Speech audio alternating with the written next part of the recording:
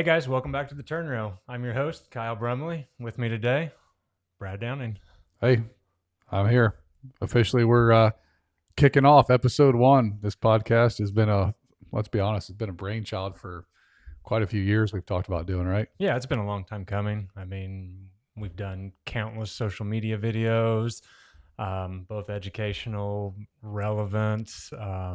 I think you and I are at our best when we're just bouncing ideas back and forth, a little bit of friendly banter. So, Oh, there's a lot um, of that. We'll be throwing a lot at that. oh, yeah. So, a lot of people have asked. We finally decided to do it. I guess let's just start off the turn row. Why the turn row? What? well, I What's a mean, turn row to you, Brad? turn row to me as obviously in farming, we get to the end of the field, right? We're done with that pass. Many people through the Midwest, we all call them end rows, right? If you go Right. down to the South, Mid South, and Delta, everybody has turn rows because that's where you turn on the end. So, why the turn row? Well, honestly speaking, we kind of talked about it. It's after you get done with that first pass, right? Or that pass you're coming on. It's what you've already done. Right. And So the actual definition is the designated space at the end of a field to turn your piece of equipment, whatever it may be, and start a new pass. you went on Google for that, didn't you? I did. Wikipedia it. AI baby. Oh yeah, I figured that's what you did. So So that the main thing why we decided on it was new pass. So the row we just or the pass we just did, that's in the past. See, yeah, I already can't talk. yeah. Hey, neither of us can talk. It's episode one, right? Come on, Yeah. it's gonna get better. But new pass, what's that mean? That's a new chance, a new opportunity, a new trial. You name it. It's really what we are at Cross Creek Ag Solutions. It's disruptive by design. It's thinking outside the box. It's doing things that no one else is doing, and really trying to, bring that actionable data to people to try these new things. Yeah, you bring up a good point there. The new things we've done, we kind of joke around about it a lot, and there's been a lot of people probably heard me speak. We talk about trying not to do the same thing Dad did or Right. Grandpa did, or we've done a lot of things that have been crazy around here. And let's be honest, ever since I started this company, there's been a lot of people throw a lot of shade our direction that say you guys are nuts, you're crazy. This is outside the box. And what's funny is our outside the box, 7 years ago, is actually starting to become mainstream today. It's the new normal. Right. And so, we're constantly challenging that status quo, right? We're being disruptive for a reason because we're trying to think what's in 7 years from now. What are we going to change? Because we already made that pass. We're on the turn row. We're getting ready for the next pass. We've got to change. We got to think about what we're doing. So, Yeah, a great example of that is, I don't ever make mistakes. relevant to ag. It's nanotechnology.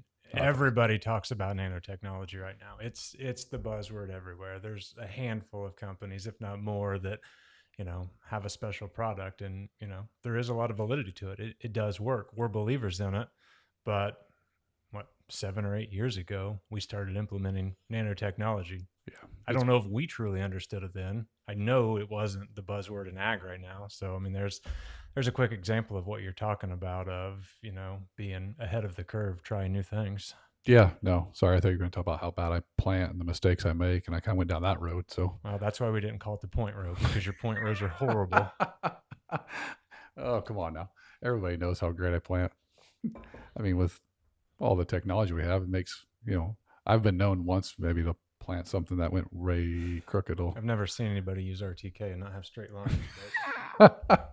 You're looking at him. Hey, guilty. Here for it. But no, I don't even know where I was going with that. What were we talking about? Oh, nanotech. That's it. Yeah. When we first started this company in 2017, we weren't even in the biological nutritional space. By 18 or 19, we already had some things that had nanotech in it. It just wasn't really a term that we went out there and advertised or really even talked about. Let's be honest, it wasn't bold and sexy back then, and now everybody wants to talk about it. So, we're okay. Well, we've been doing it, but we just didn't market it. So now we're bringing it forward and Right. talking about it. So that's kind of some of the things that are interesting. The cool part, Kyle, is the fact that if I look at what the next 7 years are going to bring, or let's even talk about the next 5, we've been all sitting around as a group and as a company, we've been sitting around a lot this winter having meetings discussing, what is the next 5 years of ag going to look like? What's the next 5 years of our company going to look like? what's going to happen and how are we going to um, really challenge ourselves to be better, create better things, better solutions, and better products. And what can we do that are just dramatically way out there in left field, and maybe bring it to reality. So I know we've spent a lot of time discussing that, and I know everybody's like super excited to hear what the future is, but we're not ready to unveil everything yet. But there are some things that are going to be talked about on this podcast over the next 6 months about ideas we have that are 5 years down the road. Yeah, I think the next big wave obviously is it's already here. It's data to the next level. Everybody talks about data in farming. We've been using it for a lot of years, but You're bringing up AI, let's aren't you? face it, it's AI. So, that first big wave was the chemical revolution. We're still use chemistry daily. There's not a lot of new chemistry. We pretty much understand it. It's stable, if you will. Then came the biological revolution. I think that's what we were on the cutting edge of. We're by no means out of the biological revolution. We never will be because it's biology. It's ever evolving, it's ever changing, but we're starting to get a better handle on it. But I think deeper data insights, AI, a lot of these other tools that are coming that probably don't even exist yet, those are what we're going to use to really truly help us understand biology. And I think that's where we're heading. Yeah, no, I don't disagree. Um, I know we've talked a lot about that, but I guess for giggles' sake, I mean, let's talk about what happened last night. It was spicy last night. Yeah. Today's Friday, June 12th. Yeah, today's 12th. So last night, the 11th, many people across the Midwest, I mean, let's be honest, the weather was crazy. I mean, people were tornadoes here and there. I mean, we didn't have a tornado here, but out behind the warehouse here where all our boxes are stacked up, empty totes and stuff, I was sitting, I'm crazy where I sit at my door and watch to see if the tornado is going to come and hit the house versus watching the weather app. Oh, is it a thunderstorm if you're not sitting on the back porch in a lawn chair? Let's be honest. It's not. Marsh and the kids, the two are asleep. So our oldest Leighton was, awake, and Marsh and I are awake. We're watching the TV. Our phones are going off with imminent threat warnings. And so everybody's panicking. I'm like, Leighton looks at me. She's like, should we get the other kids up? Like, what's going to go on? I'm like, is your dad panicking yet? So if you see your dad running for the crawl space, that's when you can worry and get everybody around. But went out there and watched, and eventually I told her, like, hey, get the kids up. Like, I think could get a little crazy here. But yeah, last night was spicy weather all across Indiana. We have, crazy enough, Kyle, right here at home at the Cross Creek Ag location, we only had 4 tenths out of the whole thing. Yeah, I When think I'm a little bit south of here. I think I had like 6, 7 tenths. did you say 6, 7? I'm bringing the kids into Oh, this. Jesus. Yeah, so you guys were a lot wetter, up north a little bit wetter, but there's some people out there that had tremendous amount of rains and there was tornadoes everywhere. So that's kind of crazy, to deal with on the weather side of things. But the problem is a lot of these areas we talk about.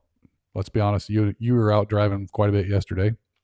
I was down in Terre Haute all the way back and got a chance to look at crops through most of Indiana.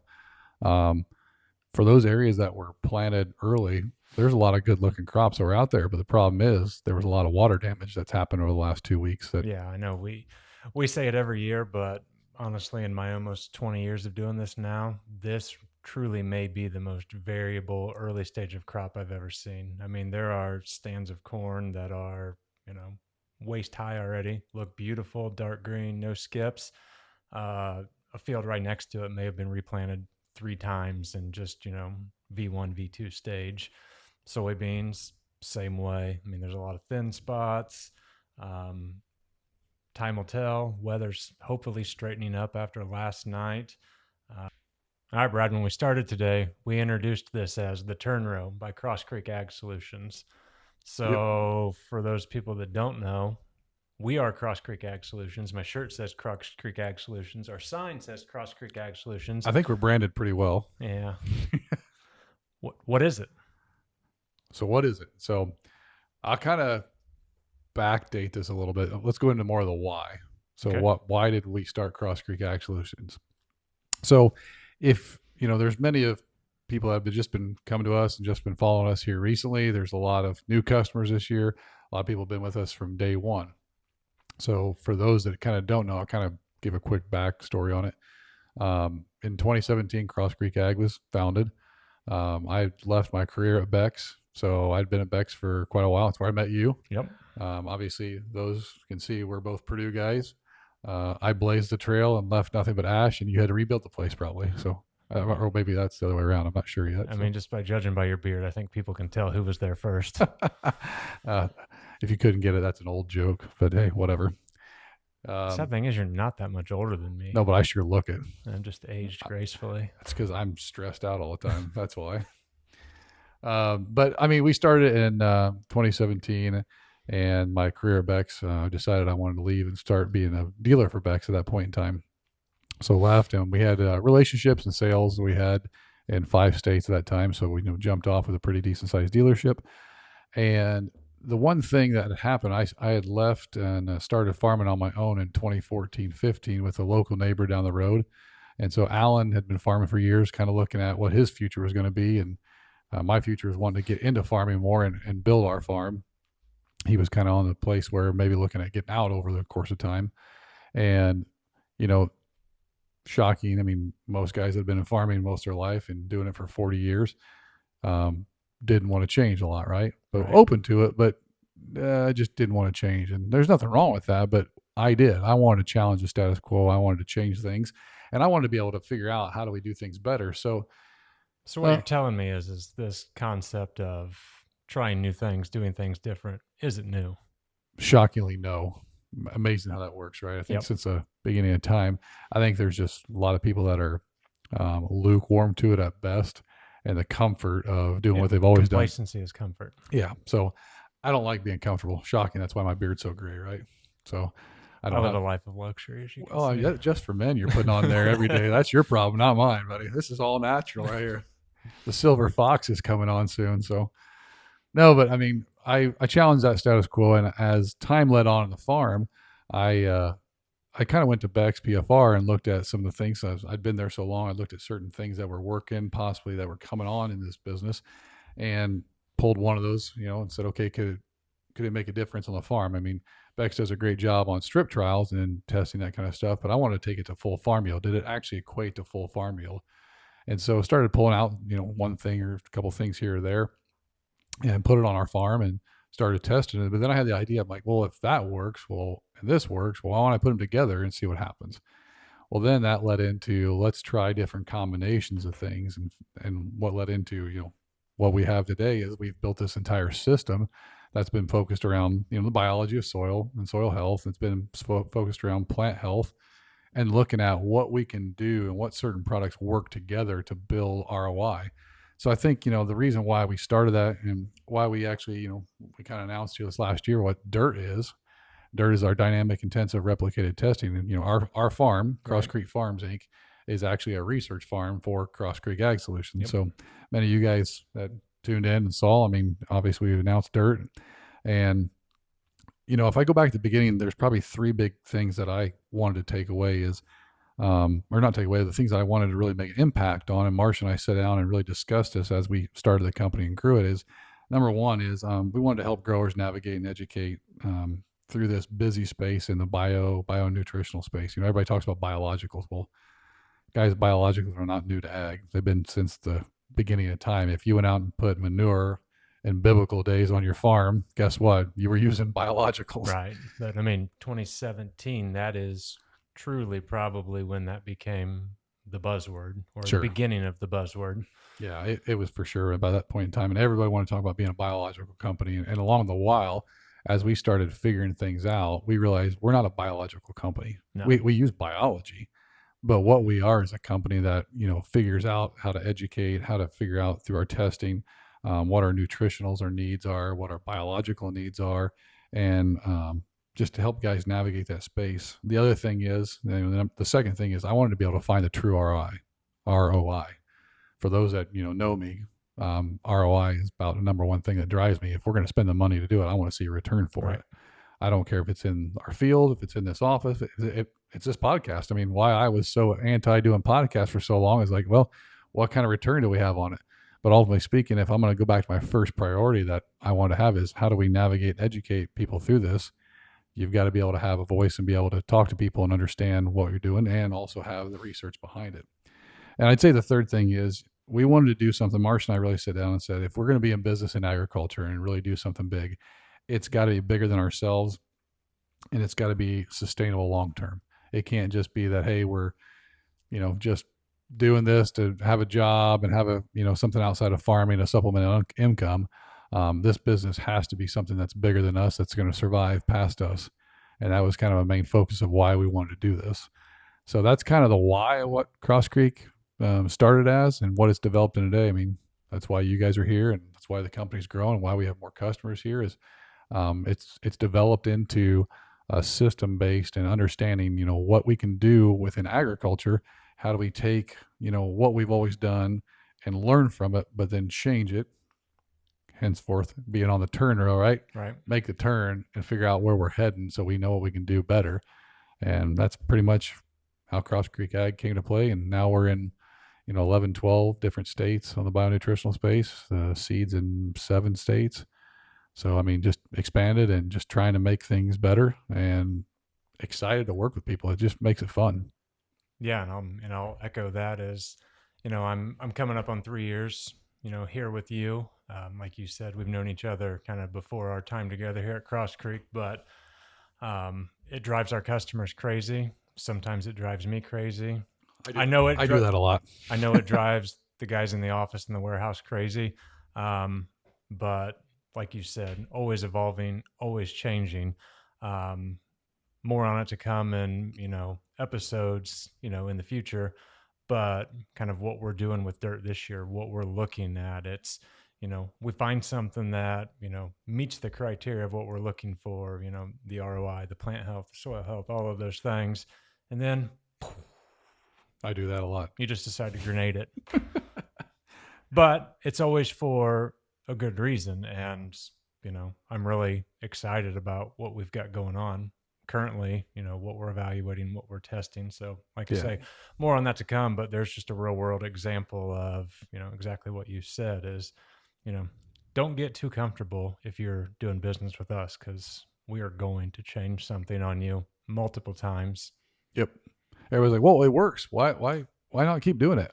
Well, if it works, we'd be doing the same thing we were doing thousands of years ago. We'd never change. Well, it works, so why change? I mean, Right. Great, it works. What can be better? The minute I get something to work, I'm like, congratulations. I don't care anymore. What's next? I Right. want to get better. So I get pretty passionate about that. You guys see it a lot, and you're right. I do tend to walk in and grenade a lot of things because I look at, we all can be better, and I expect that out of myself, and so I expect that out of everybody else, and I expect that out of the growers we work with, because I ultimately care about their success. I want them to survive. I mean, we're all in a tough time inside agriculture. There's no question. I mean, Kyle, let's be honest. Margins are, It's tight. yeah. I mean, everybody's just killing it right now, right? Right. I mean, it's tough, and so, I bring that up, and not to be like, doom and gloom, but I look at it as it is tough. There are challenges, but every time we've ever had a challenge in my life, I also will say there are opportunities around every corner. You just got to find them, and that's been the big thing that's probably set me apart and set, even having setbacks. I mean, I've had some things in my life that have been massive setbacks, but ultimately speaking, you can sit there and complain about it, and you can sit there and be involved in it and just worried about it for all your life. Or you can sit there and say, okay, I don't like it, but I can't change it. So what can I do different? There's a sign. I know you guys give me a hard time about it. It's actually in the podcast studio. It talks about, I don't mean to bring it up because you guys think I'm crazy. They all love this sign, by the way. But I mean, the sign basically says, if you can't change the cards you're dealt, change how you play your hand. And that goes back into a lot of the things I look at. I can't change the cards that I'm dealt. I can only change how I play the hand. And so I have to learn how to get better playing that hand. And I think that's where you brought it up. I think we should dig into it a little bit deeper. That's where dirt comes into play. I mean, that's one of my main roles, one of my main functions, here within the organization, is to kind of be the boots on the ground to pay attention to that. So like you said, dirt is a play on words. It's dynamic intensive replicated testing. To me, that's where we stand alone. That's where we're different than anybody else out there. There are a lot of smart people. There's a lot of good products. There's a lot of good companies out there. But there's none that I know of that have the research to the level that we have. And by that, I mean, we are, we're 100% land based. So we're not relying on a product supplier to, you know, just give us, Data on it. here's what Yeah. this product did. Here's the data on it. Over 2 years, it did, X, Y, and Z. We truly are doing full field strip trials amongst all these products. Um, we're not babying them. We're looking at them in real world situations. So most of these trials are repped across different counties, different soil types, different drainage patterns. I think that's the big one that, we probably don't talk about a lot is, like a corn and furrow trial. We'll put that on, a nice flat black ditched every 40-foot field, Yeah. but we will also put it on just some absolute rolling heavy Clay. junk.